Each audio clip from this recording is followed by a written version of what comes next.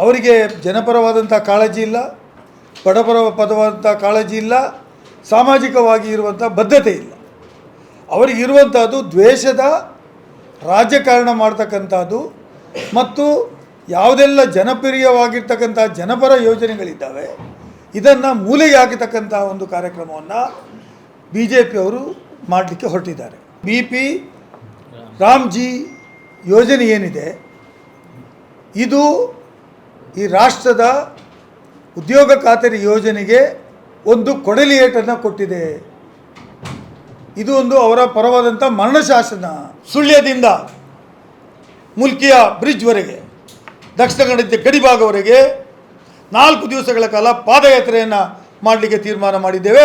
ಈ ಕಾನೂನನ್ನು ವಿರೋಧಿಸಿ ದುಷ್ಟ ಅಂಶಗಳು ಯಾವುದು, ಈ ಕಾನೂನು ತೆಗೆದರೆ ಆಗತಕ್ಕಂಥ ದುಷ್ಪರಿಣಾಮಗಳು ಯಾವುದು, ಇದನ್ನು ಹ್ಯಾಂಡ್ ಬಿಲ್ಗಳ ಮುಖಾಂತರ ಮಾಡಿ ಅಲ್ಲಲ್ಲಿ ಜಾತ್ರೆಗಳಲ್ಲಿ ಜನಸಾಮಾನ್ಯರು ಇರುವಲ್ಲಿ ಇದನ್ನು ವಿತರಣೆ ಮಾಡಲಿಕ್ಕೆ ಕೂಡ ಕಾರ್ಯಕ್ರಮವನ್ನು ಹಾಕ್ಕೊಂಡಿದ್ದೇವೆ. ಮತ್ತು ಜಿಲ್ಲಾ ಮಟ್ಟದಲ್ಲಿ 1 ದಿನದ ಉಪವಾಸ ಸತ್ಯಾಗ್ರಹವನ್ನು ಇದೇ ತಿಂಗಳ 21ರಂದು ಮಂಗಳೂರಿನ ನೆಹರು ಟೌನ್ ಹಾಲ್ನ ಮುಂದೆ ಇರುವಂಥ ಒಂದು ಪಾರ್ಕಿನಲ್ಲಿ ಗಾಂಧಿ ಪ್ರತಿಮೆ ಮುಂದೆ ಬೆಳಗ್ಗೆ 9 ಗಂಟೆಯಿಂದ ಸಂಜೆ 5 ಗಂಟೆವರೆಗೆ ಉಪವಾಸ ಸತ್ಯಾಗ್ರಹವನ್ನು ಮಾಡಲಿಕ್ಕೂ ತೀರ್ಮಾನ ಜಿಲ್ಲಾ ಕಾಂಗ್ರೆಸ್ನಲ್ಲಿ ತೆಗೆದುಕೊಂಡಿದ್ದೇವೆ. ರಾಜ್ಯ ಸರ್ಕಾರ ಇವತ್ತು ನರೇಗಾ ವಿಚಾರದಲ್ಲಿ ವಿಶೇಷವಾಗಿರ್ತಕ್ಕಂಥ ಒಂದು ಜಂಟಿ ಅಧಿವೇಶನವನ್ನು 22ರಿಂದ 31ರವರೆಗೆ ಕರೆದಿದ್ದೇವೆ. ಅಧಿವೇಶನ ವಿಶೇಷವಾಗಿ ಯಾಕೆ ಕರೀಬೇಕಾಯಿತು ಅಂದರೆ ರಾಜ್ಯದಲ್ಲಿ ಇವತ್ತು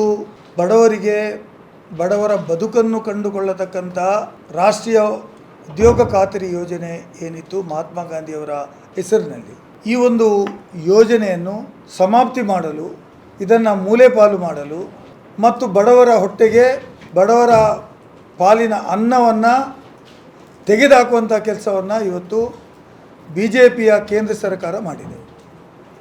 ಇವತ್ತು BJPಯ ಕೇಂದ್ರ ಸರ್ಕಾರದ ಉದ್ದೇಶ ಇರುವುದು ಏನು ಸುಮಾರು 15 ಕೋಟಿಗೂ ಹೆಚ್ಚು ಮಂದಿಗೆ ಉದ್ಯೋಗವನ್ನು ಕೊಡ್ತಕ್ಕಂಥ ಉದ್ಯೋಗ ಖಾತರಿ ಯೋಜನೆಯನ್ನು ಸಂವಿಧಾನಬದ್ಧವಾಗಿ ಜಾರಿಗೆ ತಂದಿರತಕ್ಕಂಥ ಕಾಂಗ್ರೆಸ್ ಸರ್ಕಾರದ ಯೋಜನೆಗಳನ್ನು ಬೀದಿ ಪಾಲು ಮಾಡುವುದೇ BJP ಸರ್ಕಾರದ ಉದ್ದೇಶ.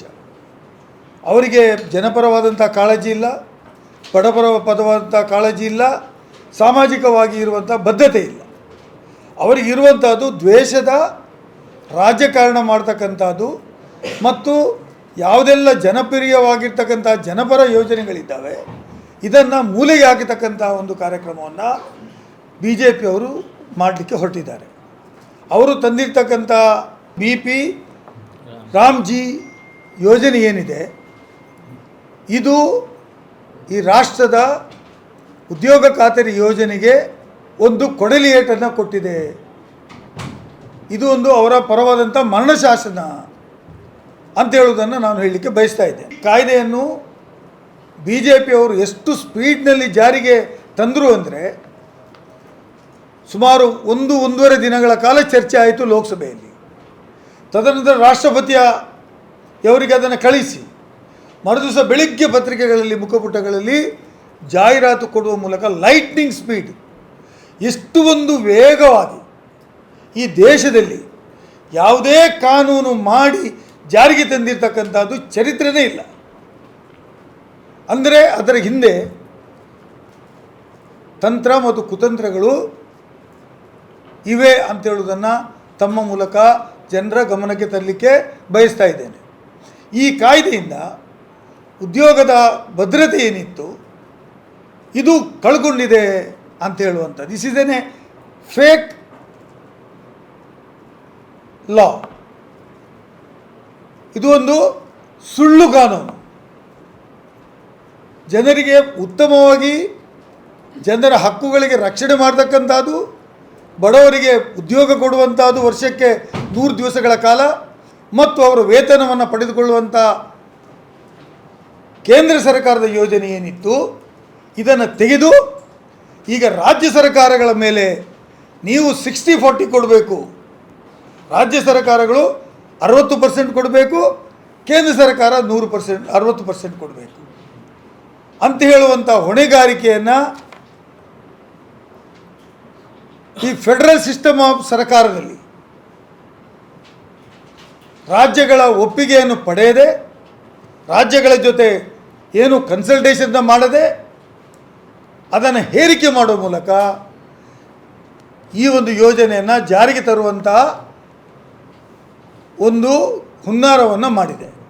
ಅದರ ಹಿಂದೆ ಇರತಕ್ಕಂಥ ಉದ್ದೇಶ, ಈಗಾಗಲೇ ದೇಶದ 6 ರಾಜ್ಯಗಳು ಈ ಕಾನೂನಿಗೆ 40% ಹಣವನ್ನು ಭರಿಸಲಿಕ್ಕೆ ನಮ್ಮಿಂದ ಸಾಧ್ಯವಿಲ್ಲ ಅಂತ ಹೇಳುವಂಥದ್ದು ಕೂಗುಗಳನ್ನು ಅಲ್ಲಲ್ಲಿ ಕೂಗಲಿಕ್ಕೆ ಪ್ರಾರಂಭ ಮಾಡಿದ್ದಾರೆ.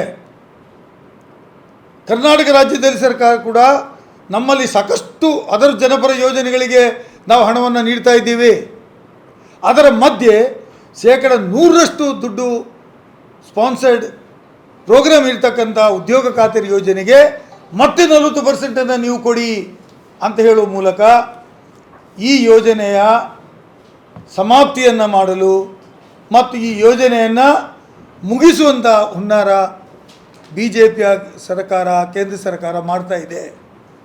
ಅದನ್ನು ವಿರೋಧಿಸಿ ಇವತ್ತು ರಾಜ್ಯ ಸರ್ಕಾರ ನಾವು ಒಂದು ರೆಸೊಲ್ಯೂಷನ್ನ ಮಾಡಿ ಈ ಯೋಜನೆ ಹಿಂದೆ ಹೇಗಿತ್ತೋ ಅದೇ ರೀತಿಯಲ್ಲಿ ಜಾರಿಗೆ ತರಬೇಕು ಮತ್ತು ಉದ್ಯೋಗದ ಹಕ್ಕು ಅದು ಅವರ ಕಾನ್ಸ್ಟಿಟ್ಯೂಷನಲ್ ರೈಟ್ ಸಂವಿಧಾನಬದ್ಧವಾದಂಥ ರೈಟ್ ಆಗಬೇಕು ಮತ್ತು ಅವರ ಉದ್ಯೋಗವನ್ನು ಪಡೆಯಲಿಕ್ಕೆ ಯಾರ್ಯಾರಿಗೆ ಅರ್ಹತೆ ಇದೆಯೋ ಅವರಿಗೆ ಆ ಗ್ರಾಮ ಪಂಚಾಯತಿನಿಂದ ಕಳಿಸಿದಂಥ ಕ್ರಿಯೆ ಯೋಜನೆ ಮೂಲಕ ಜಾರಿಗೆ ತರಬೇಕು. ಈ ಹಿಂದೆ ಆ ಉದ್ಯೋಗ ಖಾತರಿ ಯೋಜನೆಯಲ್ಲಿ ಮನೆ ಕಟ್ತಾಯಿದ್ರು, ಮನೆ ಅಂಗಳ ಮಾಡ್ತಾಯಿದ್ರು, ಬಾವಿಯನ್ನು ತೋಡ್ತಾಯಿದ್ರು, ಮನೆಗೆ ಕಂಪೌಂಡ್ ವಾಲ್ ಕಟ್ತಾಯಿದ್ರು, ರಿಟೈನ್ ವಾಲ್ ಕಟ್ತಾಯಿದ್ರು, ಟಾಯ್ಲೆಟ್ಗಳನ್ನು ಕಟ್ತಾಯಿದ್ರು, ಪಂಚಾಯತ್ ಆಫೀಸನ್ನು ಕಟ್ತಾಯಿದ್ರು.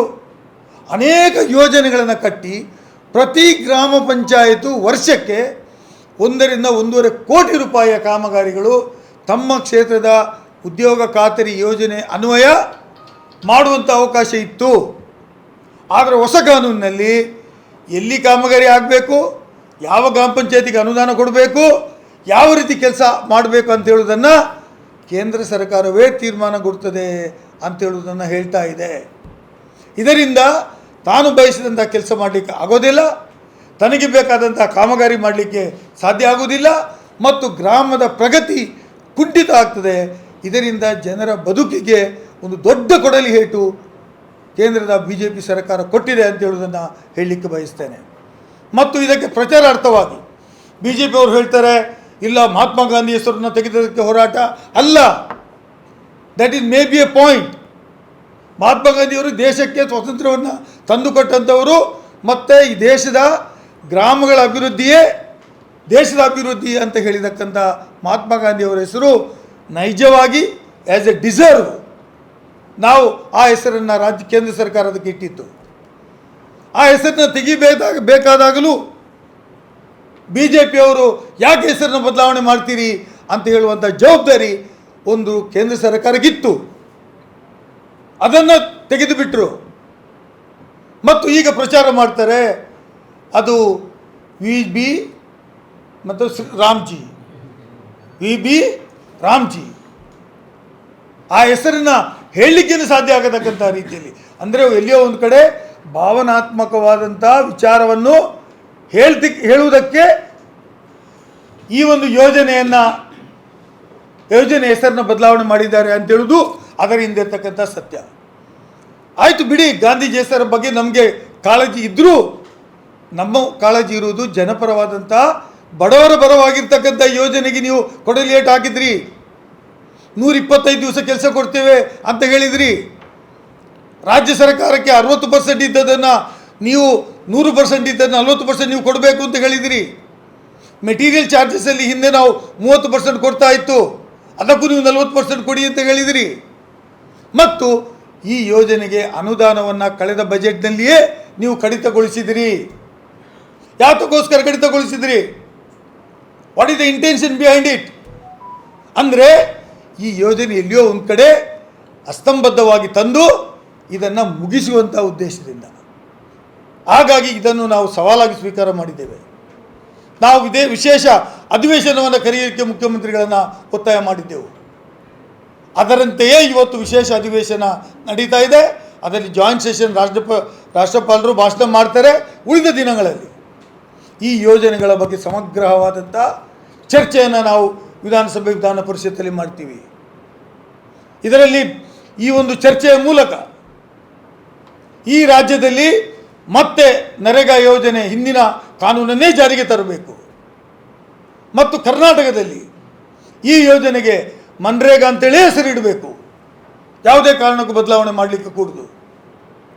ನೀವು ಏನಾದರೂ ಬೇರೆ ಗಾಂಧೀಜಿಯವರು ಹೆಸರನ್ನ ತೆಗೆದ ಕೂಡಲೇ ಬೇರೆ ಎಲ್ಲ ಗ್ರಾಮೀಣ ಭಾಗಗಳಲ್ಲಿ ಮುಖ್ಯಮಂತ್ರಿ ಇದು ಏನು ಗಾಂಧೀಜಿಯವರ ಕನ್ನಡಕ ಇಡ್ತೀರಲ್ಲ. ಕೇಂದ್ರ ಸರ್ಕಾರದ ಅನೇಕ ಯೋಜನೆಗಳಲ್ಲಿ ಗಾಂಧೀಜಿಯವರ ಕನ್ನಡಕ ಆಗ್ತದೆ. ಗಾಂಧೀಜಿಯವರ ಹೆಸರು ಬೇಡ. ಒಮ್ಮೆ ಅವ್ರನ್ನ ಕೊಂದಿರಿ, ಈಗ ಮತ್ತೊಮ್ಮೆ ಕೊಲ್ತಾ ಇದ್ದೀರಿ ಈ ಕಾನೂನಿನಲ್ಲಿ ಅವರ ಹೆಸರನ್ನ ತೆಗೆಯುವ ಮೂಲಕ. ನೀವು ಬೇಕಾದರೆ ನಾಥೂರಾಮ್ ಗೂಡ್ಸೆ ಅವರ ಹೆಸರಿಡಿ, we don't mind, but we want the original ಕಾನೂನು ಏನಿತ್ತು ನೀವು ರಿಪೀಲ್ ಮಾಡಿದ್ದೀರಿ, ಈ ಕಾನೂನನ್ನು ನೀವು ತೆಗೆದಿದ್ದೀರಿ, ಅದನ್ನು ಮತ್ತೆ ಜಾರಿಗೆ ತರಬೇಕು ಅಂತ ಹೇಳುವಂಥದ್ದು. ಮತ್ತು ಇದು ಕೇಂದ್ರ ಮತ್ತು ರಾಜ್ಯ ಸರ್ಕಾರಗಳ ಸಂಬಂಧವನ್ನು ಇವತ್ತು ಹಳಸಿ ಹಾಕಿದ್ದೀರಿ. ಯಾವುದೇ ಕಾರ್ಯಕ್ರಮ ಕೇಂದ್ರ ಮತ್ತು ರಾಜ್ಯ ಸರ್ಕಾರಗಳು ಜಾರಿಗೆ ಮಾಡಬೇಕಾದಾಗ ರಾಜ್ಯ ಸರ್ಕಾರಗಳ ಅಭಿಪ್ರಾಯವನ್ನು ಪಡೆಯುವುದು ಕ್ರಮ. ಇಷ್ಟು ದೊಡ್ಡ ಯೋಜನೆಗೆ ನೀವು ರಾಜ್ಯ ಸರ್ಕಾರದ ಅನುಮತಿಯನ್ನೇ ಪಡೆಯದೆ ಏಕಾಏಕಿಯಾಗಿ ಬುಲ್ಡೋಸ್ ಮಾಡಿದಾಗ ರಾಜ್ಯ ಸರ್ಕಾರಗಳು ಒಪ್ಪಲಿಕ್ಕೆ ಸಾಧ್ಯವಿಲ್ಲ. ನಾವು ಕಣ್ಣು ಮುಚ್ಚಿ ಕೂತ್ಕೊಳ್ಳಿಕ್ಕೆ ಆಗೋದಿಲ್ಲ. ಜನಪರ ಕಾನೂನನ್ನು ತೆಗೆದಾಗ ಕಾಂಗ್ರೆಸ್ ಪಕ್ಷ ಹಿಂದೆಯೂ ಹೋರಾಟ ಮಾಡಿದೆ, ಇವತ್ತೂ ಮಾಡ್ತೀವಿ. ಮತ್ತು ಇದರ ಮಾಡುವುದಕ್ಕೋಸ್ಕರ ನಾವು ರಾಜ್ಯದಲ್ಲಿ ಕೂಡ ಅನೇಕ ಕಾರ್ಯಕ್ರಮಗಳನ್ನು ನಂಬಿಕೊಂಡಿದ್ದೇವೆ. Apart from the assembly session ನಾವು ರೆಸೊಲ್ಯೂಷನನ್ನು ಮಾಡಿ ಕೇಂದ್ರ ಸರ್ಕಾರ ಕಳಿಸ್ತೇವೆ. ಅದು ಮಾತ್ರವಲ್ಲದೆ ನಮ್ಮ ಜಿಲ್ಲೆ ಒಳಗಡೆ ಕೂಡ ನಾವು ಸುಮಾರು 100 ಕಿಲೋಮೀಟರ್ ಪಾದಯಾತ್ರೆ ಮಾಡಲಿಕ್ಕೆ ತೀರ್ಮಾನವನ್ನು ತೆಗೆದುಕೊಂಡಿದ್ದೇವೆ ಈ ಯೋಜನೆ ವಿರುದ್ಧವಾಗಿ.